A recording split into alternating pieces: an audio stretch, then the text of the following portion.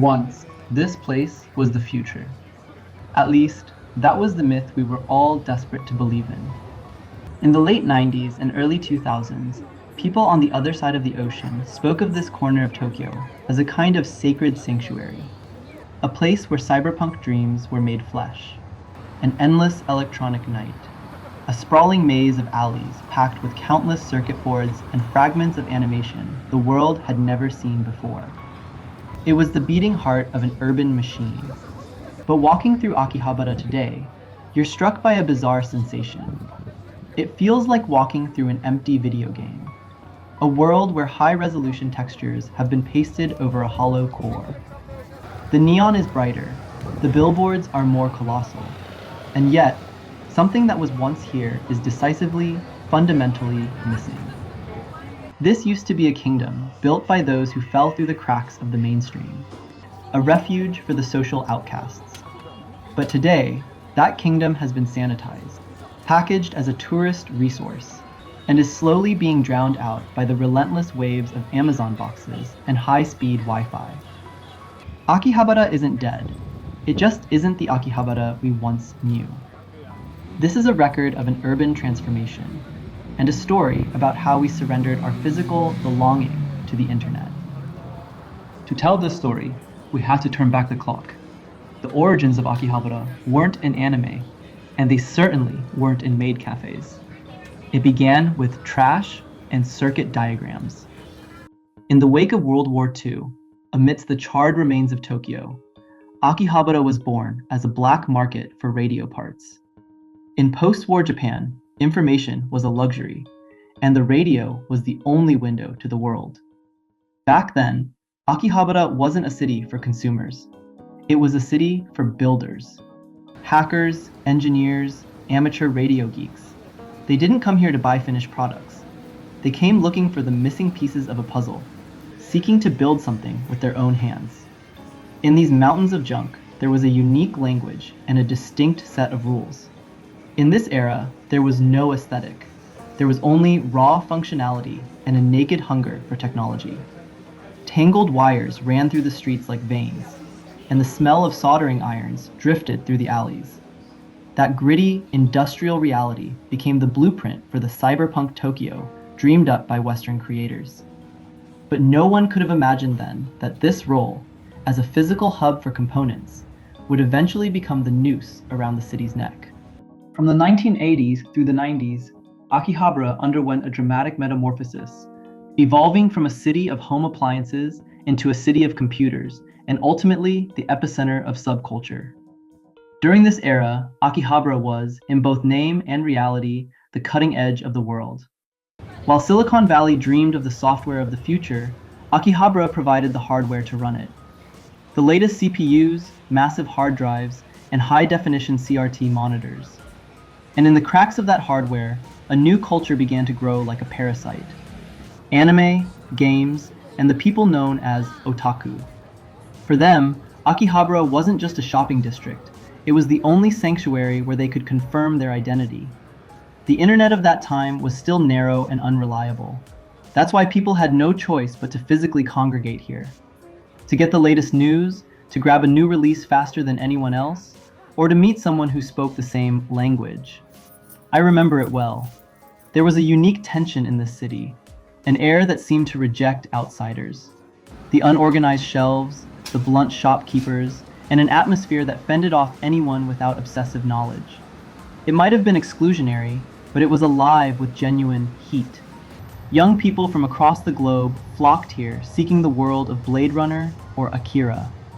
What they found was a future nestled in the gaps of skyscrapers, chaotic, gritty, and overflowing with dazzling creativity.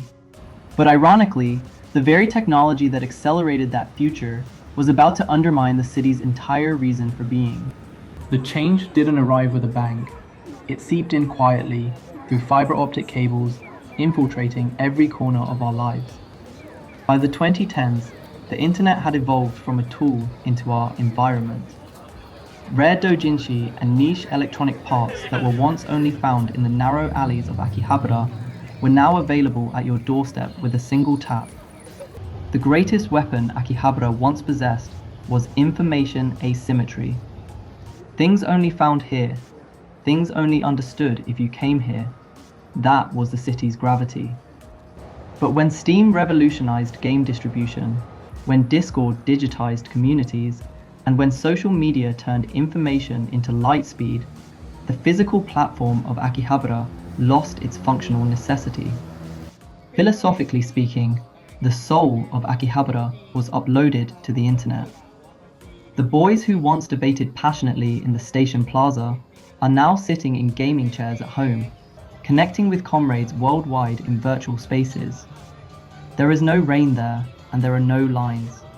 The physical stores have been demoted from sanctuaries to mere showrooms. People check the products in store, pull out their smartphones, and order from a cheaper site right then and there.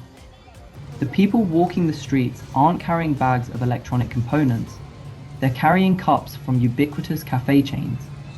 When Akihabara as a function died, it left behind a vast void. And capitalism began to fill that void in the most efficient way possible.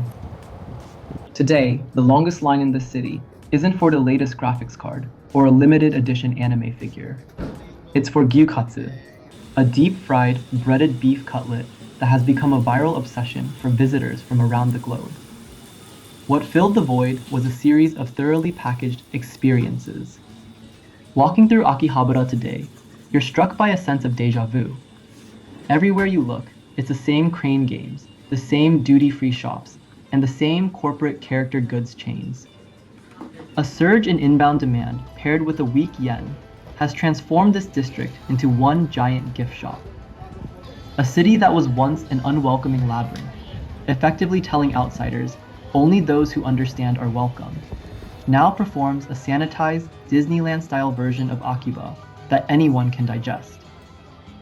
What we find here isn't the chaos of the past, but a clean, boring, otaku culture as a traditional performing art, calculated to meet tourist expectations. Skyrocketing rents have pushed the niche, passion-driven specialty shops into the shadows of the back alleys, eventually driving them out of the city altogether. In their place, powerful corporate chains raise their uniform billboards. This is the averaging of culture through globalization. Akihabara is suffering in the most cruel way from a disease haunting every major global city: anywhereness. The phenomenon where every place looks exactly like everywhere else. Where people once huddled in back alleys sipping canned oden, there are now crowds seeking refined, photogenic experiences. It is certainly delicious, and the service is excellent. But within that perfectly managed flavor, you can search all you want for the smell of oil and dust that Akihabara once had. You won't find it anywhere. The path Akihabara is treading is, in fact, a well-worn script that sacred sites around the world have already followed. Look at Times Square in New York. In the 1980s, it was undeniably a rogues gallery. Lined with porn theaters, it was dangerous, filthy, and yet overflowing with an overwhelming underground heat. And what is it now? A massive Disney store, M&M's World, and the same chains found in every other corner of the globe. Today's Times Square has been neutered into a safe, clean, tourist theme park. New Yorkers say with a self-deprecating smirk, Times Square lost its soul.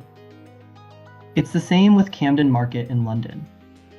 Once the sanctuary for punk, goth, and alternative cultures, a getaway for rebels.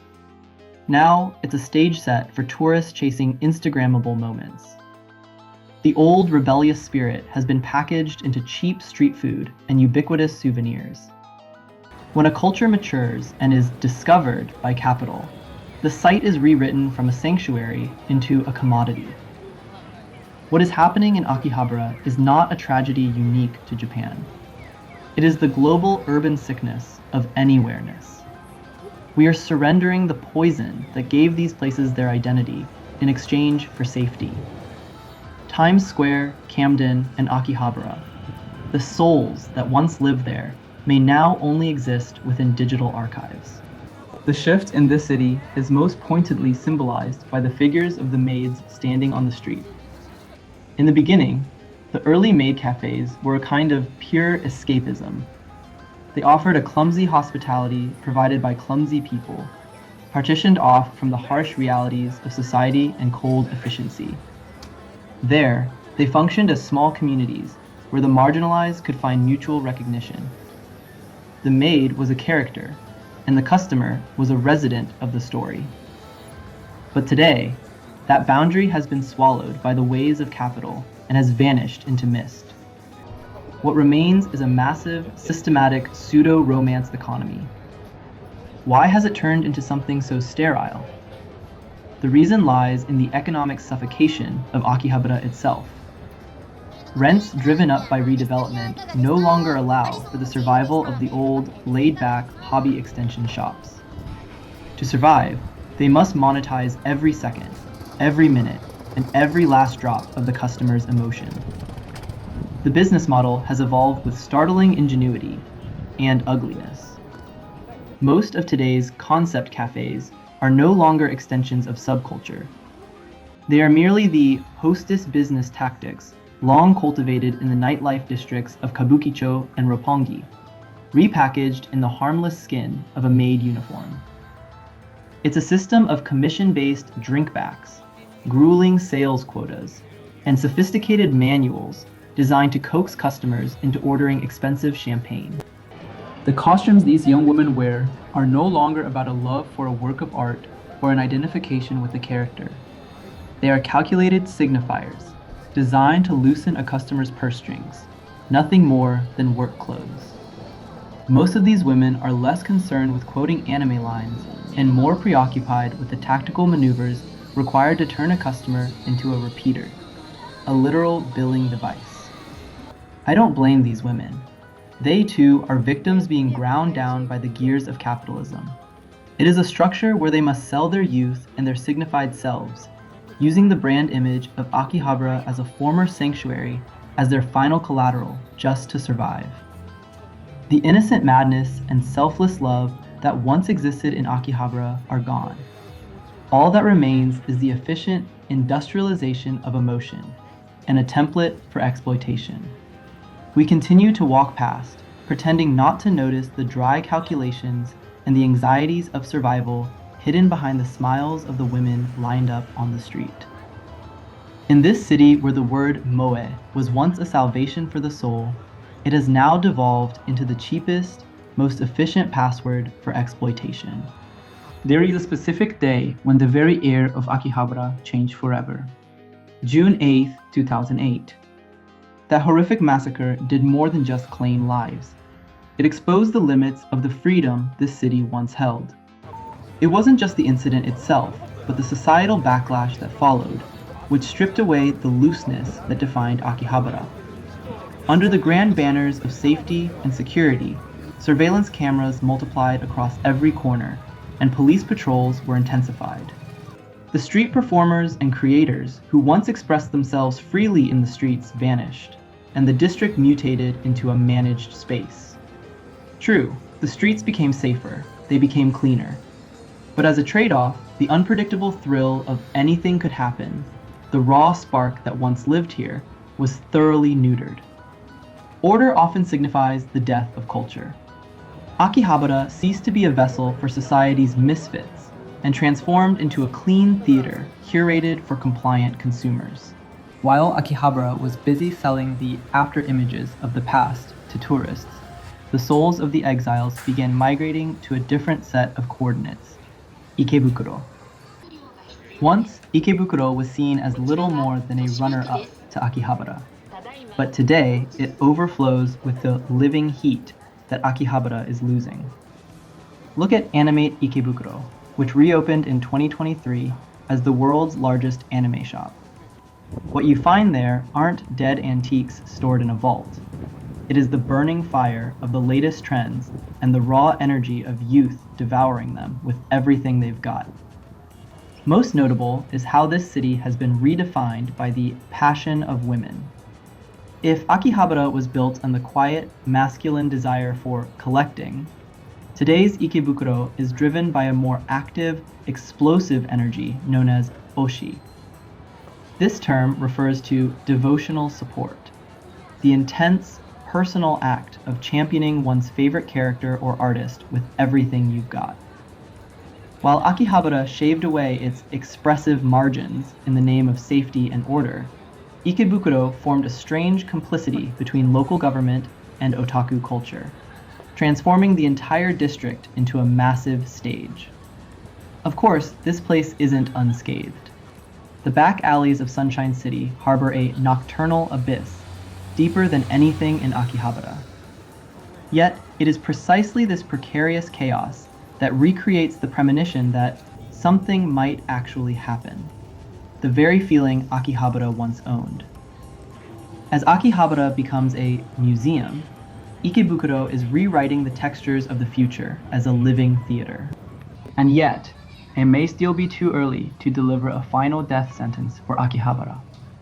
Whenever the blinding LEDs of the main street become too much to bear, I inevitably flee into the back alleys or to the upper floors of crumbling buildings. I go there because fragments of the real thing are still scattered in the shadows. Here, you can still find that unfriendly silence that once sustained the old Akihabara. Resistors sold for 10 yen apiece, obsolete communication gear from the 80s, piles of bulk parts that seem to have no discernible buyer. These aren't just junk. They are the final evidence that this place was once a site of creation. We call this nostalgia, but it's more than just longing for the past. It's about the physical sensation, the weight, and the inexplicable inconvenience. Things that cannot be contained within digital data. In an age where the internet has optimized everything, this inefficiency is our last refuge, a sanctuary that reminds us we are still human. I hear that those who have given up on Akihabara are migrating to places like Nakano or Tachikawa. Culture is always in motion. When one location is swallowed by capital, the embers are carried elsewhere, to somewhere cheaper, somewhere the light doesn't reach. The name Akihabara will remain, but its soul has already slipped away to another coordinate, or perhaps deeper into the sub-layers of our consciousness. It is easy to lament and say, the old days were better. But if we think about it calmly, it's the world itself that has changed. We no longer need a physical place like Akihabara in the same way we once did. Subculture is no longer bound to specific geographic coordinates. It lives within servers, within the cloud, and is plugged directly into our minds. Akihabara didn't change because the city became corrupt. It changed because our desires surpassed the constraints of physical space. Akihabara is no longer the future. It is the wreckage of a former future that we have already passed through.